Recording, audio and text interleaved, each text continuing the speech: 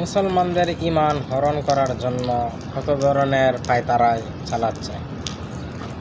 আপনার আমার জন্য উচিত হবে ইসলামের উপর অটল থেকে হকপন্থী উলামায়ে কেরামদের সাথে পরামর্শ করে চলাফেরা করা। আপনি হকপন্থী উলামায়ে কেরামের সাথে যদি চলাফেরা করেন তাহলে অবশ্যই আপনারা সঠিক দিশাটা দিবে।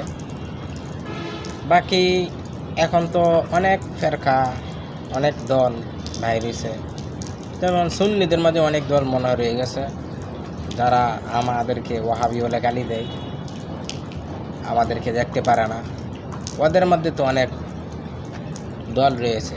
সব কথার মূল হলো আপনি যার কথা শুনবেন, বুঝবেন, জানবেন, সেই মানুষটা আগে কোন তরিকায় আছে এবং কি পদ্ধতি আছে এবং তার চলাফেরা, সে কি সঠিক আকীদা আছে কিনা, এগুলো বিষয়ে জানার চেষ্টা করবেন, তারপর তার কথা মানার চেষ্টা করবেন।